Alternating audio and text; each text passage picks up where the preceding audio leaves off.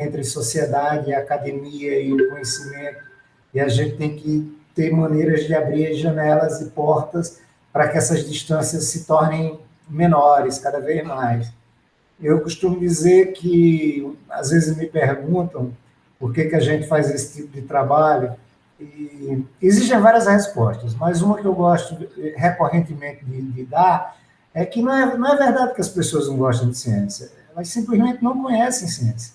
E cabe a nós mostrar para elas que a ciência ela pode ser divertida, interessante, né? Uma busca quase que infinita pelo novo, e a ciência está por trás de todas as grandes respostas que foram dadas a grandes questões do nosso desenvolvimento como humanidade. Então, é muito importante esse tipo de atividade que, ora, agora vocês desenvolvem aí em Sorocaba, e eu queria já colocar a Seara da Ciência à disposição de futuros, né, projetos e intercâmbio e colaborações.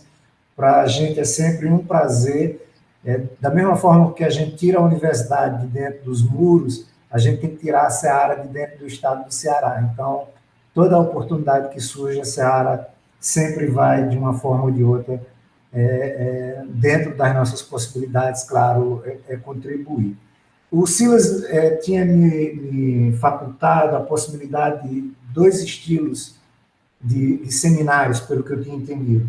Eu vou tentar não me alongar muito, eu vou tentar falar em... Eu tenho 30 minutos, não é isso? Isso. Eu vou tentar ser um pouco breve, porque eu acho que a parte mais interessante de todo e qualquer seminário são as perguntas, por incrível que possa parecer, tá?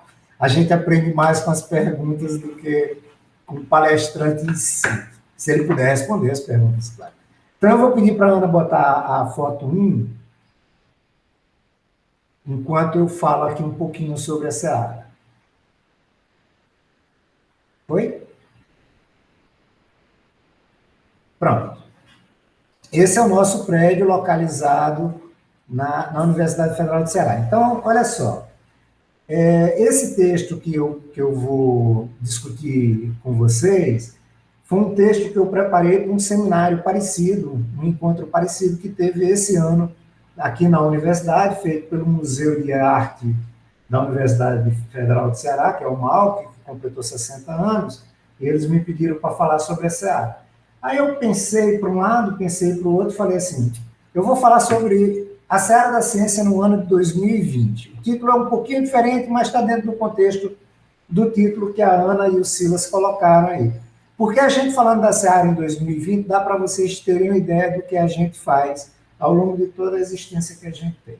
Tá? Então, o nome do equipamento é Seara da Ciência. Seara quer dizer terra fértil, tá? E nós fazemos parte, hoje, da coordenadoria da Pró-Reitoria de Extensão da Universidade Federal do Ceará.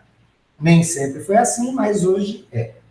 Então, tem um endereço, né, a localização física, vocês estão vendo aí, a localização virtual. A Ana, muito gentilmente, junto com o Silas, vão disponibilizar para vocês, quem tiver interessado, desse meu texto, tá? Então, vocês podem, depois, com mais cuidado, dar uma olhada. E nós temos um e-mail, claro, nós temos a página da Seara, que é Seara... bota a Seara da Ciência no Google, o que você acha? Eu não lembro agora. Ou era mesmo? Agora não está aqui, não. Enfim. Então, aí tem a equipe responsável, eu sou o coordenador da Seara da Ciência, e existe o diretor de divisão de ações, que é o Antônio Roberto, existem alguns professores que colaboram com a gente. E como é que a Seara da Ciência funciona? Ela só funciona porque existem os bolsistas, assim como a Ana, assim como outros que devem estar aqui, né?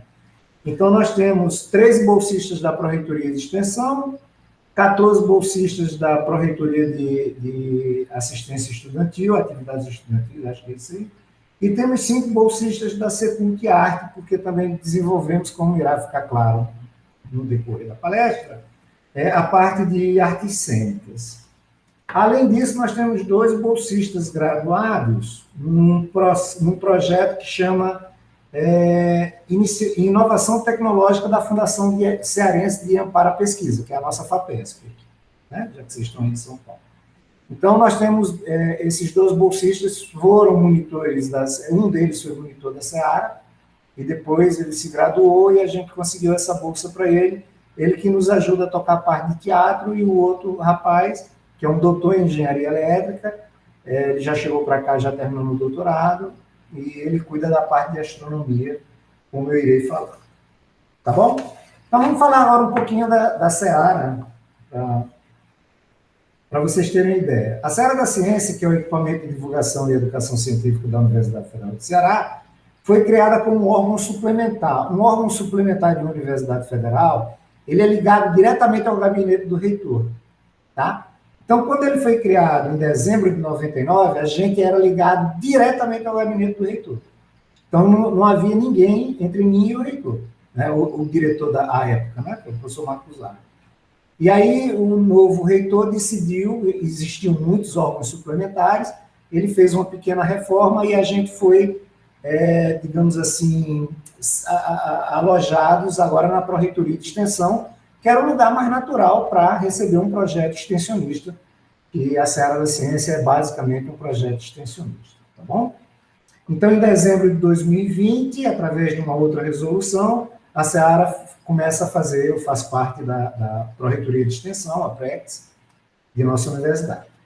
A principal ação da Seara é divulgar e popularizar a ciência. Às vezes as pessoas me perguntam, por que vocês não botam mais coisas, que vocês fazem um monte de coisa? Não. A gente tenta divulgar e popularizar a ciência, e para isso nós usamos muitas ferramentas. Quadrinhos, música, teatro, o próprio museu, cursos básicos, feiras de ciência, como a gente vai ao longo do texto falando. Toda e qualquer atividade que consiga chegar com a ciência, o conhecimento científico, em alunos, professores, na população em geral, é uma atividade de divulgação e popularização da ciência. Por isso, quando muita gente fala só, não é bem isso, né? É uma coisa bastante ampla, mas que a gente faz com muita dedicação e muito carinho. Então, esse prédio que vocês estão vendo aí, a fachada principal dele, aqui está o Dino. Esse Dino aí, ele tem um nome, é o Gaturinho. Ele existiu.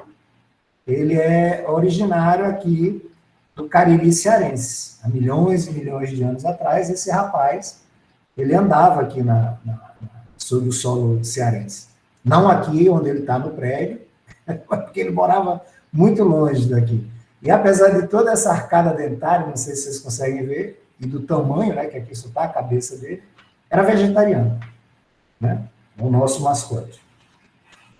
Bom, o nosso museu, ele é um museu interativo de ciência, conta com um salão de exposições de 580 metros quadrados, onde estão expostos mais de 80 dos principais equipamentos interativos.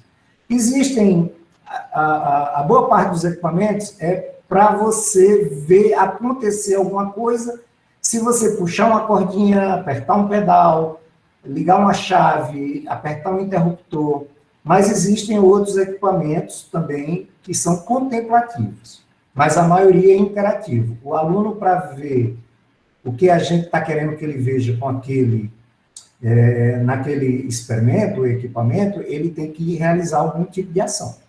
Apertar alguma coisa, puxar uma alavanca, puxar uma cordinha, ligar uma chavinha, enfim, coisas desse tipo. Então, a gente tem da ordem são entre 80 e 100, eu diria que mais de 80% são interativos. Bom, você pode botar a segunda foto, por favor? Ana. Vocês vão ver agora a parte interna da Seara.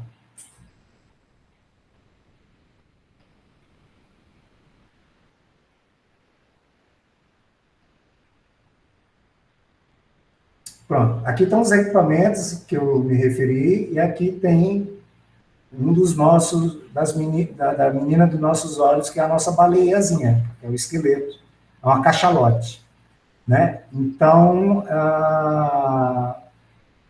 essa baleia, ela encalhou, e aqui existe a Aquasis, que é um instituto que cuida desses bichos, e ligou para a gente perguntando se a gente estava interessado em ter esse esqueleto. Na verdade, ela não é bem uma baleia, mas depois eu conto por quê.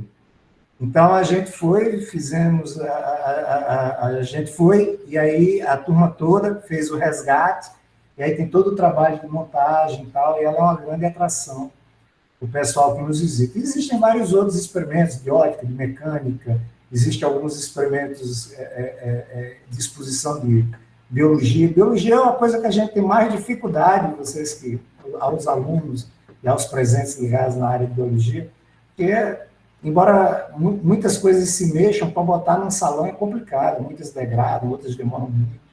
Então, a gente tem coisas mais fixas, digamos assim. Bom, então, dentro desse prédio aí que vocês estão vendo, nós temos um teatro para 200 espectadores, nós temos 5 salas de aula, nós temos 4 laboratórios de didática, que é Química, Física, Biologia e Informática. Infelizmente, o de Informática está sendo desativado, porque a procura, agora com o advento de toda essa parte de smartphones e tal, ele ficou meio obsoleto. Enfim, é uma coisa que a gente tem que resolver. A gente tem uma biblioteca com acervo de mais de 1000 obras só de divulgação científica. Então, ao longo dos anos, a gente foi fazendo projeto e adquirindo livros, basicamente, de divulgação científica. Nós temos um observatório, Ana, na próxima foto, Ana, por favor. É do observatório.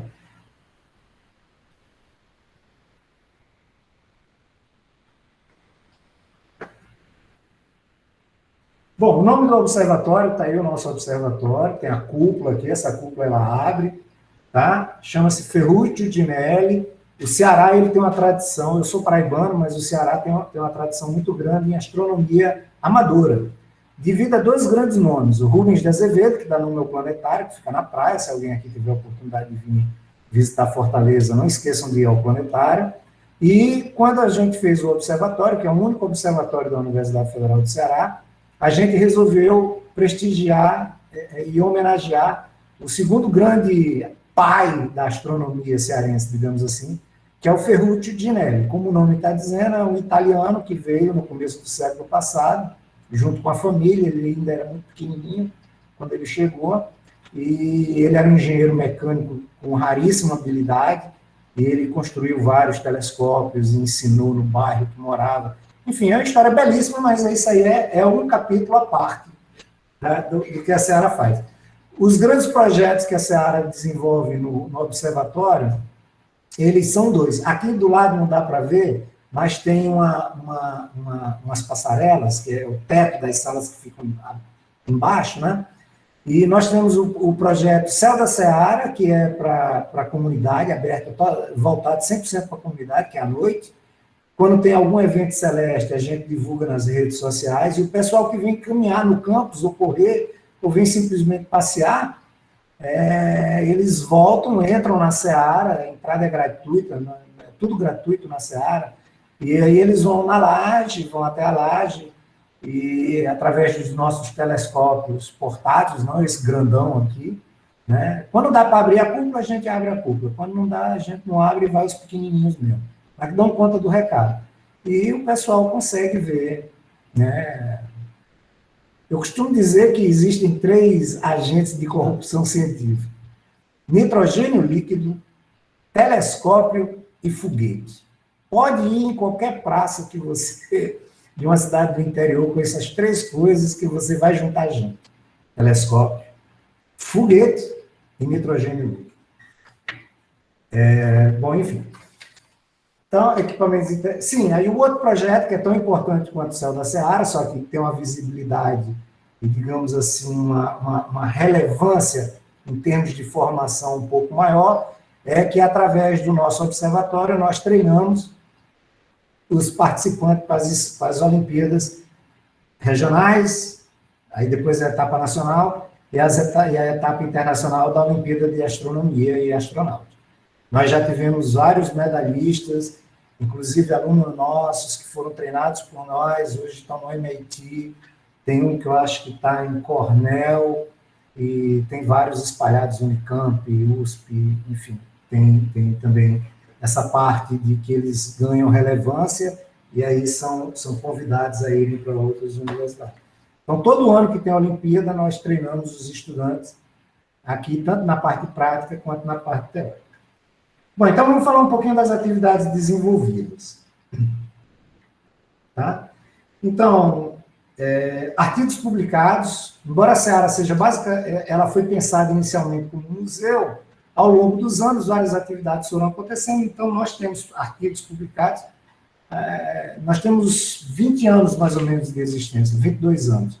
Uma parte num prédio um pouquinho mais acanhado, um prédio menor, outra a partir de 2012, nesse prédio que vocês viram a fachada. Então, ao longo do tempo, nós publicamos já acho que cerca de 20 artigos. Mas o mais curioso não é o que nós publicamos, é os que foram publicados sobre a gente.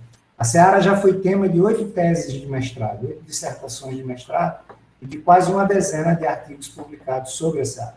A Seara, em 2004, não, 2006, 2008, 2010.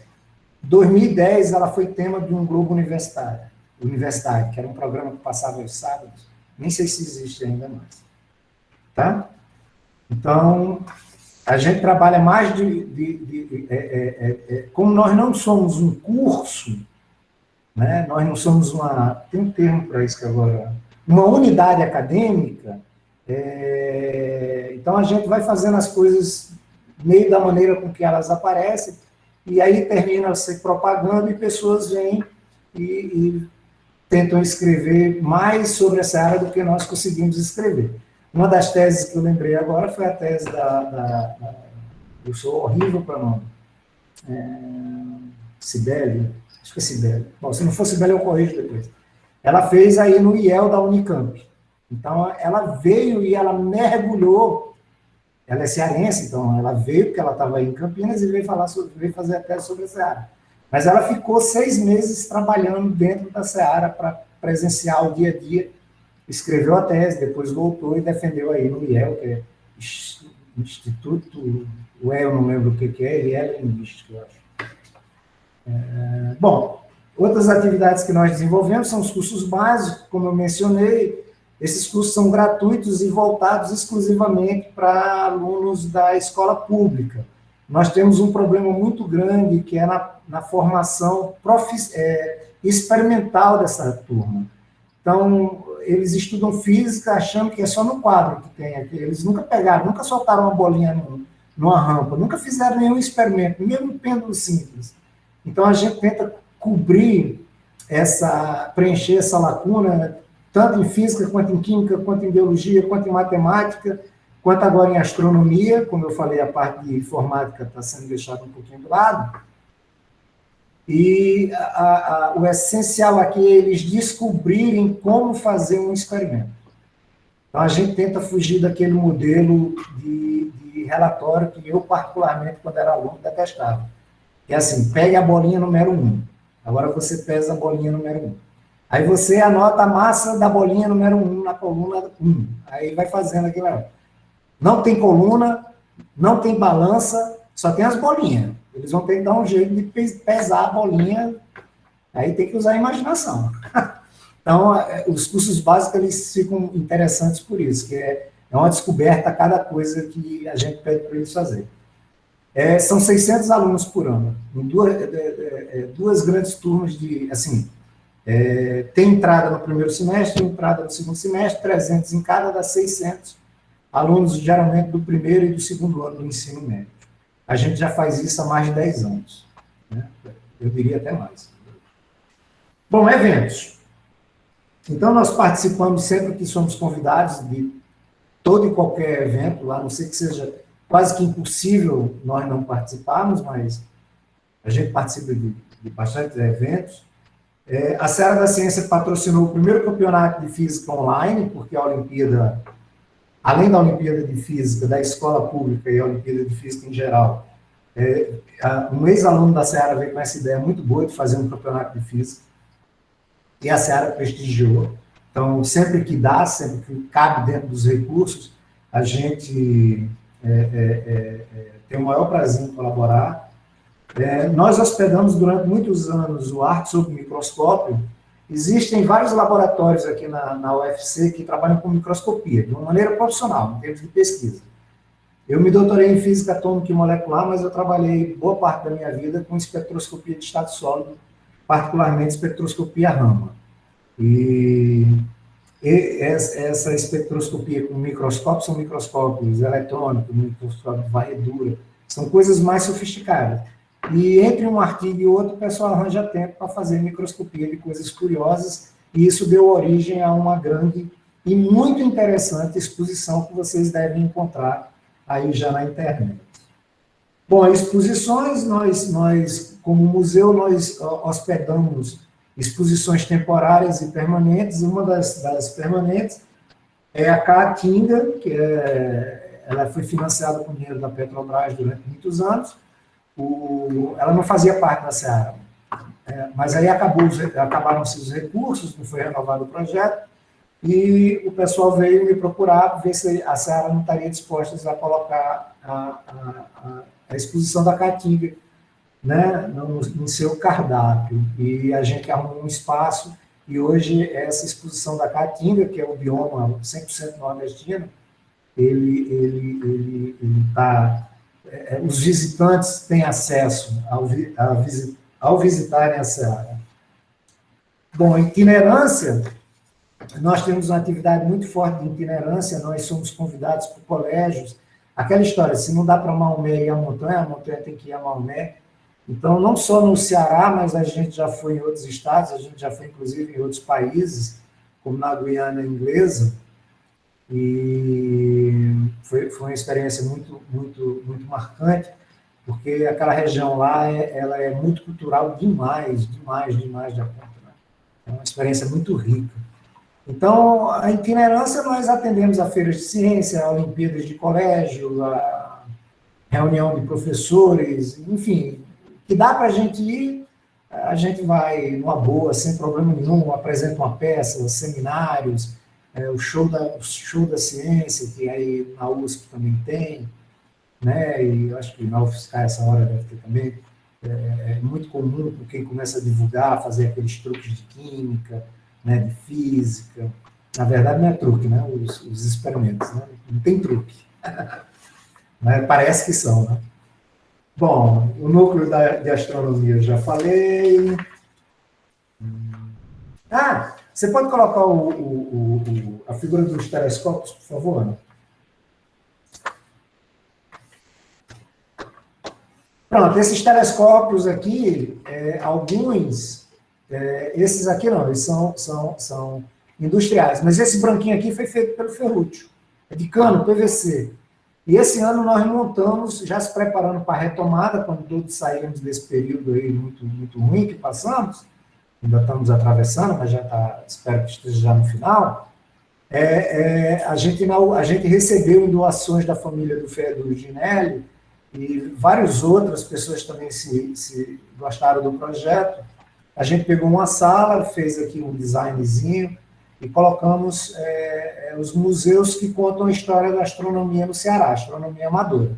Então, a maioria desses telescópios aqui são feitos por amadores. Tem uns profissionais, o pretinho aqui é profissional, esse outro é profissional. Aqui tem mais telescópios homemade, digamos assim, caseiros, né? Bom,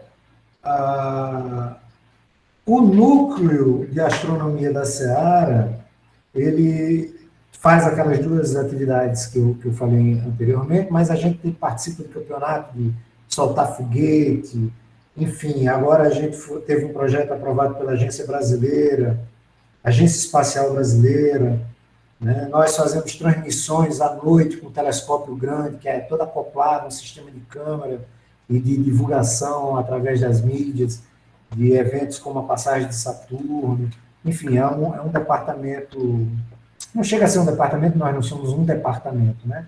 Eu chamo de núcleo, é um núcleo da Seara bastante produtivo, que encanta muitos alunos, afinal de contas, o céu é o primeiro laboratório natural que se tem conhecimento. Né? Só olhar para cima, você já começa a se perguntar por quê? Porque alguns brilham e outros não brilham. Então, acho que talvez tenha sido essa a primeira pergunta que os nossos ancestrais fizeram. Bom, nós temos também um núcleo de produção audiovisual, essas coisas elas todas estão na página da Seara.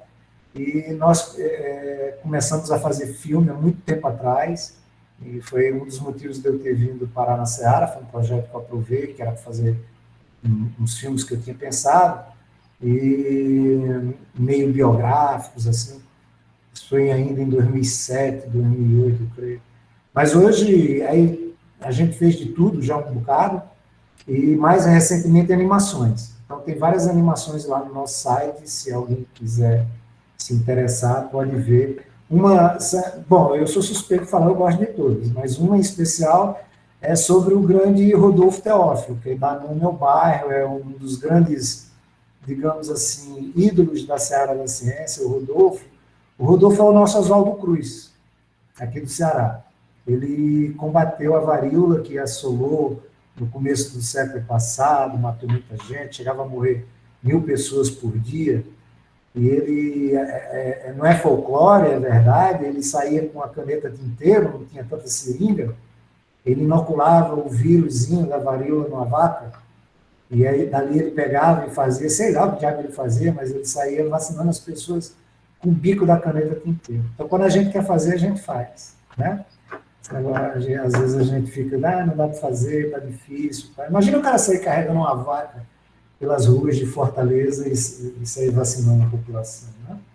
Então, a gente tem coleções Gotas da Ciência, temos várias animações, e mais recentemente um projeto que me deixa muito orgulhoso todas essas coisas que a gente faz, elas têm, eu acho, um apelo social muito grande, mas uma em particular a gente estava devendo e a gente conseguiu cumprir. Nós temos várias peças, essas peças já foram filmadas, mas surgiu na Semana Nacional de Ciência e Tecnologia, acho que 2 anos, 3 anos, agora eu não lembro a data. Eu fiz a da matemática e no outro ano foi essa, foi 17, 18. Para pessoas com algum grau de deficiência. O termo não é bem esse, né? Por exemplo, eu aprendi, quando a gente começou a fazer isso, que o surdo é surdo, não é deficiente auditivo, é surdo. Pelo menos foi isso que me disseram. Eu ficava cheio de dedo para chamar uma pessoa, pode chamar de surdo. Ah, então é surdo. Então, o que nós fizemos? Nós começamos a fazer teatro para surdos, mas não com a janela em Libras. As peças, elas foram reinterpretadas com alunos de escola pública que tem o curso técnico de Libras. Então, são atores e atrizes que dominam a linguagem em Libras, e aí eles representam os personagens da peça, e teve uma acolhida muito legal. Eu acho que isso aí meio que fecha, por um lado fecha, por outro lado abre, toda uma vertente de responsabilidade social que a Seara teve desde o seu nascedouro, lá atrás, em 99. A Seara é um lugar que procura fazer as pessoas, de alguma forma, serem melhores. É um pouquinho ambicioso, mas a gente acha que com o que a gente faz, a gente pode, para aqueles que querem, obviamente, né? Nós temos muitos ex-monitores hoje no quadro de professores da SEDUC, que é a Secretaria Estadual de Educação, e da Secretaria Municipal. Então, isso me enche particularmente de orgulho, porque há desdobramentos. A semente, ela não fica só no canto, né? Ela termina se espalhando, que é o grande objetivo da docência, né? da divulgação e popularização. Bom, agora a gente vai se encaminhando para o final. Bota a última foto, por favor, Ana, querida. Que é o Museu do Audiovisual. Esse Museu do Audiovisual foi uma ideia do professor Marcos, que foi o primeiro diretor, foi o fundador, o primeiro diretor, meu mentor, né? Eu fui vice-diretor durante muitos anos, aí ele se aposentou, que nem numa corrida de revezamento, vai passando um bastão por outro. E a gente vai. Deixa a Ana colocar aqui. Eu estava brincando com a Ana no começo, dizendo que eu tenho dificuldades com essas novas linguagens interativas, porque eu sou dessa época aqui, ó. Tá vendo? Então, o Museu do Audiovisual é um resgate ao passado de várias coisas que o pessoal foi juntando ao longo dos anos. Isso aqui é a Menina dos Olhos do Mar, por isso que ele está todo encapsulado assim, bem no centro. Isso aí, muitos de vocês não têm a mínima ideia do que é. Chama-se Super 8. Era como os filmes na década de 60 eram feitos, né? Não, era nada, não tinha celular naquela época. Então, tem aqui vários tocadiscos, como se chamava, e cartões de computador, memórias, essas coisas todas, assim, para os estudantes mais novos que vêm, pessoal do ciclo fundamental, que já nasceu junto com o celular, como a gente costuma brincar, né? A mãe devia batizar o celular também, parece que já vem junto, e mostrar para eles como foi um pouco essa evolução. Eu lembro que em 1977 eu estava no ginásio e a professora passou um trabalho de história sobre Napoleão. Eu falei, meu Jesus, onde é que eu vou achar? Então, o procedimento, você tem que tomar um ônibus do bairro que eu morava até o centro da cidade, ir na biblioteca pública, se dirigir ao balcão, deixar sua identidade, pegar volumes da Delta La Ruse ou da Britânica, né? Hoje eu acho que nem existem mais. Era um dos meus desejos de adolescente. Ainda bem que o papai não comprou à época, ele falou que era muito caro, porque hoje no apartamento que eu moro seria eu os livros da Barça, que era uma coleção enorme de livros. Né? Então, ainda bem que ficou lá, e depois veio o Mister Google aí e resolveu todos os nossos problemas. Então, os alunos que visitam a Seara, eles podem visitar diferentes lugares, com diferentes aspectos, mas sempre com a ideia de divulgar e popularizar a ciência. Então, me encaminhando para o final, para a gente, se der tempo ainda, eu pudesse, se tiver meu alcance, responder algumas perguntas, alguns números da Seara. A Seara, ela recebe, nós temos o imenso prazer de receber 30 mil estudantes da rede pública, da rede privada, pessoas que visitam a Seara, excursões de outros estados. Esse número é pequeno ainda, a gente está trabalhando para aumentá-lo, mas a gente tem um problema que a gente não trabalha final de semana, né? Sábado e domingo e à noite nós temos que fechar, não tem gente para tocar a Seara. Mas é da ordem do número de alunos dos cursos, são as 55 cursos de graduação que a UFC oferece. A UFC tem 34 mil alunos de graduação, a gente recebe, então, quase uma UFC por ano. É claro que em 2020, esse número foi risível, foram 250 pessoas, porque tivemos que, como todo lugar, fechar, e agora a gente está se preparando para a retomada, se Deus quiser, o quanto antes, porque a Seara sem gente é um prédio muito grande para eu ficar aqui sozinho. Então, tem que ter gente. Gente, muito obrigado. Agradeço demais a Ana, ao Silas novamente pelo convite. Espero que tenha desfrutado um pouquinho desse overview sobre a Seara e quem quiser fazer alguma pergunta, eu me coloco à disposição. Obrigado, Ana.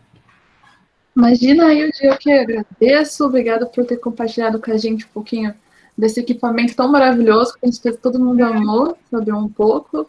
E, pessoal, sinta-se à vontade, tá? Para abrir o microfone, a câmera, fazer alguma pergunta. Também perguntas no chat, que eu estou lendo também. À vontade, se vocês quiserem perguntar.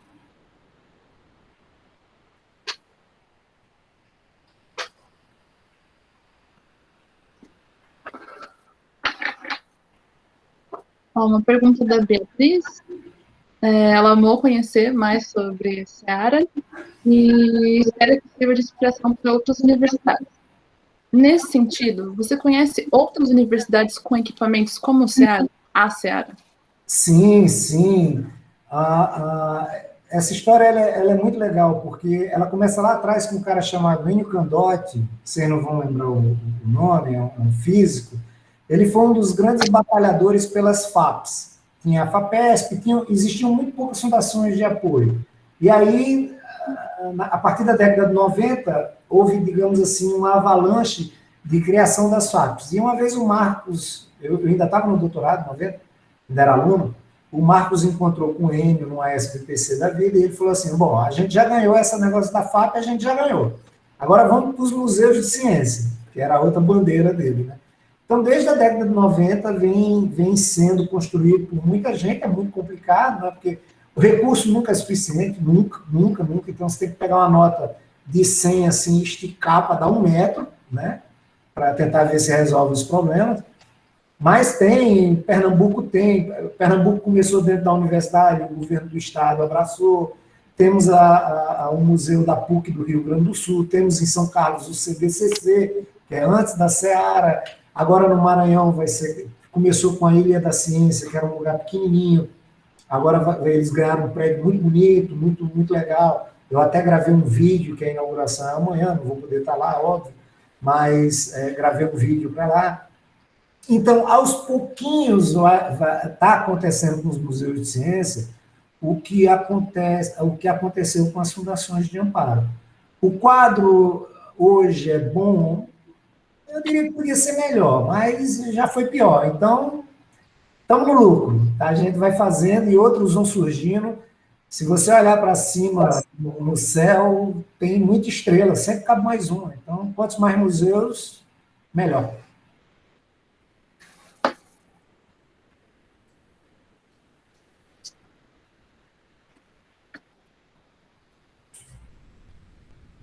Outra pergunta aqui da Maiara.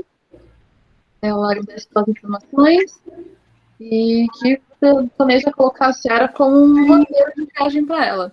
Aí ela pergunta, você tem uma longa trajetória com o Seara, se você poderia nos dizer como percebeu e começou sentindo a influência que existia dela na vida das pessoas que já frequentaram. Olha só, a minha vinda para a Seara foi absolutamente inusitada. A Universidade Federal do Ceará, antes da expansão para o interior, ela era toda concentrada em Fortaleza. E ela tinha 3 campi.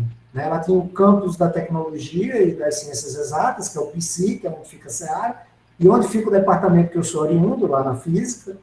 Né? Tem o campus da saúde, odontologia, fisioterapia, todos os cursos relacionados de uma forma ou outra à saúde, fica no Porangabuçu, e tem o campus do Benfica, são tudo vários. E o campus do Benfica fica a parte de humanas. E a Seara ficava num cantinho lá do Benfica, que eu pouco frequentava, só quando tinha alguma coisa para fazer na reitoria, que também fica no Benfica. Né? Só que eu sempre, assim,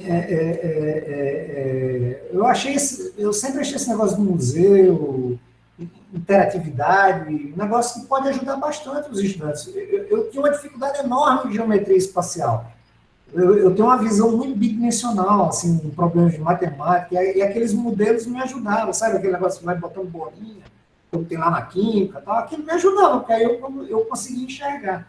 Então, eu tinha essa sensibilidade. E aí, um professor do departamento de física, quando eu cheguei aqui em 94, ele já estava aposentado, mas ele ficou 1 ou 2 anos ainda como colaborador, ele falou, oi, Yuri, você não queria conhecer a Seara, não? Você que gosta dessas coisas? Eu falei, vamos, estamos aqui mesmo, paga nada. Mas isso foi muito tempo depois. A primeira vez que eu fui na Seara foi em 2005. Eu cheguei em 94. Né? Aí foi construindo a carreira de pesquisador, tal, aquela coisa toda. Eu acho que ele lembrou que eu gostava e me falou da Seara que eu não conhecia. E a partir de 2006 eu fui para a Seara e falei, aqui dá para fazer um trabalho legal. Porque algumas coisas elas me tocavam muito. Por exemplo, eu me perguntava, será que eu vou ter oportunidade de contribuir de alguma forma com o ensino fundamental e o ensino, que eu acho que falta isso, sabe? Os alunos do ensino fundamental, eles pegam um cara que vai dar aula de matemática, o cara não consegue juntar Lé com Cré, porque ensinar não é só falar o que está no livro. O que está no livro, está no livro. Você tem que ver se você consegue tirar aquilo do livro, botar no quadro e tal. Bom, enfim, para não alongar muito, a minha ida para a Seara foi um convite de um professor. Eu fui para a Seara, fiz um projeto do CNPq, como eu falei. O projeto chegou, aí eu falei, agora eu vou ter que fazer, né? Então, os recursos chegaram. Aí eu comecei a fazer, e foi 1, foi 2, foi 3, e aí a gente fez feiras de ciência, que eu esqueci de falar na apresentação, mas só para não ficar muito longo, a gente começa a fazer feiras de ciência em 2010. E a feira de ciência estadual, com os recursos da secretaria, só pode ser colocada no ensino médio. Tem umas leis brasileiras que ninguém tem direito. E o ensino fundamental fica a cargo das prefeituras. Quando a gente foi falar com a secretária à época, que hoje é vice-governadora, ela falou, professor Yuri, por que você não me ajuda a juntar tudo, né, com os seus recursos e tal? Então, a Seara, ela sente muito, a gente tem uma felicidade muito grande em poder dizer que nós conseguimos, através dos recursos que nós angariamos, tivemos aprovados ao longo do tempo, colocar os alunos do ensino fundamental e do EJA para dentro da grande festa que é a Feira de Ciências. Então, uma vez me perguntaram, professor, o senhor agora já vai caminhando para o, né, assim, digamos, perto da aposentadoria, o que, é que o senhor acha que o senhor mais fez, de melhor fez em termos? Eu falei, cara, foi a Feira de Ciência, porque eu consegui pegar do aluno do ensino fundamental até o aluno do EJA, com bolsa do CNPq. Isso transformou, eu acredito que deve ter transformado a vida de um monte de pessoas. Então, foi assim que eu vim parar na Seara. Até eu pergunto, quais são os principais desafios e as dificuldades em se tocar esse projeto? Dinheiro. Mas a gente tenta, tá? A gente tenta, porque, novamente, a gente não pode ter uma lojinha de souvenir, a gente não pode ter nada. Então, o que dá trabalho na Seara não é gerir o espaço, gerir pessoas. O que dá trabalho na Seara é arrumar dinheiro. Você tem que sentar, tem que elaborar um bom projeto, tem que submeter às agências de fomento e tem que torcer para que o projeto seja aprovado e você tenha recursos para gerir, né, toda essa estrutura. Que a universidade ela contribui, claro, sem ela não funciona. Tanto é que a gente pertence à universidade. Né, a parte de salário de funcionários, água, luz, internet, tudo isso eu não me preocupo, mas desenvolver os projetos nós não temos recursos próprios, então tem que ser através de financiamento de agências de fomento. Uhum. A Mayara tem também mais uma pergunta. Sobre o projeto para o pessoal que ainda não está na graduação, começou a haver um maior interesse da parte dos estudantes do ensino médio para ingressar em universidades e seguir em carreiras científicas? Eu não sei se eu entendi bem a pergunta. Os estudantes em geral, é isso? Isso, não na graduação. Olha só, no meu departamento, ele tem uma parte, mesmo eu sendo diretor da Seara, tá? Ele falha sobremaneira em ir nas escolas ou fazer qualquer tipo de atividade que você vá até os professores que estão lá e os alunos e diga o que diabo um físico profissional faz. Eu fiz física porque eu achava que eu não ia passar em engenharia elétrica. Eu queria ser engenheiro eletricista, ia ser um péssimo engenheiro, porque eu virei físico teórico. Embora tenha feito meu doutorado em física experimental. Mas tinha outros problemas, era noutra cidade, papai não tinha tanto recurso, mamãe e tal, enfim, para encurtar a história. Eu falei, eu vou fazer física e vou estudar para fazer engenharia ano que vem. Aí fui gostando, terminei seguindo carreira. Mas eu entrei no curso de física sem saber o que é um físico profissional. A imagem de um físico é a imagem do Einstein, que é aquela foto que ele está com a língua do lado de fora, era aniversário dele, e o cara pediu uma foto e ele botou a língua para fora. Não tem nada a ver com o que um físico profissional faz. Então, o meu departamento aqui no Ceará, ele peca em não exteriorizar. A Seara não pode fazer tudo, a gente não faz esse trabalho, mas a gente incentiva a quem nos procura, para essa pauta em especial, a gente vai lá e fala, nós temos biólogo na Seara, então vai a bióloga falar o que uma bióloga profissional faz. O químico, o físico, o matemático. Eu nem sabia que tinha esse negócio de doutorado quando eu entrei na universidade. Hoje esse negócio já cresceu muito, né? As pessoas já sabem, pós-graduação. Tá? Eu estou falando de 83, já estamos em 2021. Então, a diferença temporal é muito grande. Mas eu acho que sim. Mesmo ainda de uma forma não tão precisa, os alunos hoje eles têm mais possibilidade de escolha. A Simone pergunta, as atividades de divulgação científica realizadas pelos professores da universidade são bem vistas pelos pares? Há algum diferencial na avaliação do professor que realiza atividade de divulgação científica? Simone, essa foi uma excelente pergunta.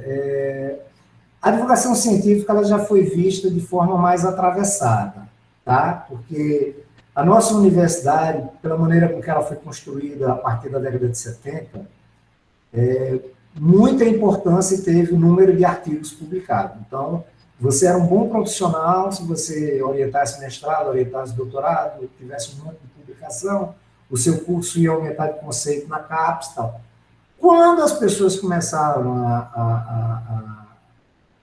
a perceber que o tripé ensino, pesquisa e extensão, a extensão estava sendo, de alguma forma, eu tenho que colocar isso da melhor maneira possível, ocupada por gente que talvez não tivesse tão preparada, a negada falou assim, peraí, vamos ter que voltar nossos olhos para lá e fazer de uma maneira tão séria quanto a gente faz pesquisa e publica artigos.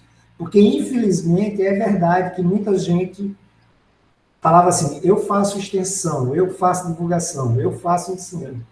E o produto final, às vezes, deixava muito a desejar, quando havia. Mas isso mudou totalmente. Hoje, o departamento, a maioria dos que eu conheço, olham para a divulgação científica. Inclusive, é um dos tópicos que contabilizam pontos nas plataformas CAPES e CNPq.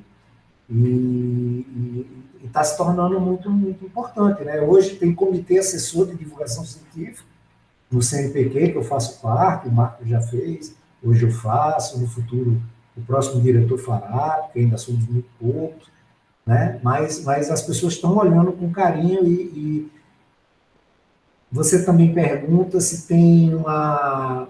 essa é uma briga, né? Ainda estamos brigando. No meu caso, eu tenho porque eu sou diretor, então, como eu tenho cargo comissionado, termina batendo. Mas essa é uma briga que a gente tem, e eu não sei se vai ter solução rápida, porque, por exemplo, eu convido o Pedro, né, o Paulo, para vir para cá, nomes, né, aí, né, fictícios. E eu falo, não, vamos lá trabalhar na Seara. Aí o cara olha para mim assim e fala assim, o que tem lá? Tem alguma outra DAS? Tem abatimento de carga horária? O que eu vou ganhar? Eu vim numa situação muito especial, eu era pesquisador de CNPq, como era físico teórico, não precisava ficar tanto tempo no laboratório. Mas o cara que fica no laboratório gasta mais tempo do que eu, tal. Então, eu acho que a universidade ela vai ter que caminhar em algum momento para arrumar uma forma de estimular a divulgação científica mais ainda, as atividades extensionistas, digamos assim, com talvez redução de carga, tal, mas hoje eu não sei como é que resolve esse problema. O Henrique, eu gostaria de saber das suas ideias sobre como podemos fazer as crianças se engajarem na ciência desde cedo em regiões que não possuem estruturas como a da Seara. Bom, essa é uma pergunta muito legal, mas a Seara não nasceu desse tamanho, né? Eu devia ter botado uma foto A Seara ela foi pensada, Henrique, muito obrigado pela pergunta. A Seara ela começou a ser gestada, né? Assim, sabe aquele lance de você paquerar a menina mais bonita da rua? Você olha de longe, aí vai aproximando, aí tenta ir na mesma festa que ela vai. Se eu estou falando coisa que era da minha época, hoje já deve ter mudado. Mas, enfim, a Seara ela começou a ser gestada, pensada, em 89. Em 89. Como é que a gente vai fazer? Eu não estava, tá? Essa é a história que a turma me contou. E aí, pô, não tem dinheiro, não tem sala, não tem ar-condicionado, não tem uma máquina de escrever, não tem absolutamente nada. A gente tem que começar de algum canto. E a resposta, no caso da Seara, e de muitos outros que eu conheço, que começaram mais ou menos do mesmo jeito, foram com os clubes de ciência.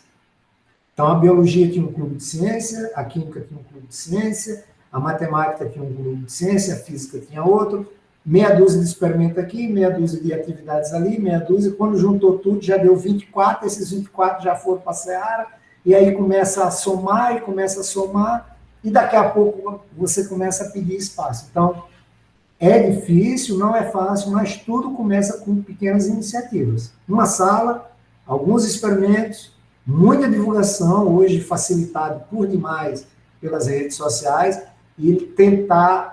A pedra de toque da Seara foi a interação com as secretarias municipais, no caso, municipais, porque a gente é de outras, e a Secretaria Estadual de Educação. Visite-nos. Mesmo que seja para ver 4 experimentos, não tem problema. Esses 4, depois eles vão dar filhotes, vai crescer o número como terminou acontecendo. Então, todo começo é difícil, mas sim dá para começar em qualquer cidade, meia dúzia de ideias. Hoje você acha coisas, para quem está, todos que estão nos ouvindo, se você entrar no Mercado Livre, no Wish, são tantos outros sites que tem aí dessa coisa. Você coloca lá, kit de química, você acha coisa de R$ 80. A qualidade não é tão boa, mas, porra, um aluno nunca tem que pensar que o aluno nunca viu nada. E para quem não tem nada, o dobro, como é que é? Metade é o dobro. Então tem que começar por algum canto. Então, geralmente, o começo é mais difícil, mas dá para fazer assim. Bom, o nosso tempo está acabando já. E eu já quero agradecer muito pela sua participação, pela sua divulgação desse equipamento maravilhoso que todo mundo amou. Pessoal, muito obrigada pela participação. Eu agradeço muito do vídeo de todos. E hoje à noite também, às 7 horas, tem uma outra palestra, tá bom? De neurociências e coordenação musical para quem estiver inscrito e quiser participar. E, novamente, muito obrigada. Foi um trabalho incrível. Eu agradeço de coração. Beijo para também. Agora que vocês me acharam aqui no Ceará, fica mais fácil. Pessoal, gostaria de agradecer a todos pela audiência. Espero ter respondido as perguntas que me foram feitas. Nem sempre a gente consegue dar a resposta, né, que a outra pessoa está esperando. Mas, apesar de tudo, eu quero dizer que sempre para mim é um prazer muito grande poder estar falando para estudantes e principalmente para os estudantes que pensam em dar aula. Transformem suas aulas numa eterna divulgação científica. Procurem linkar assuntos. Nossos alunos, eles têm... Um dos grandes problemas que nós temos com os alunos é que eles estudam química sem saber que é a irmã siamesa da física. Eles estudam matemática para resolver uma equação e não para enxergar um mundo muito mais bonito que quando você entende um pouco de matemática, você passa a observá-lo, e assim como as outras ciências. Então, quem estiver se preparando para ser professor, pense nisso. Procurem linkar os temas. Sua aula vai ficar muito mais legal. Obrigado. Obrigado, Wilde, com certeza. Obrigado, pessoal.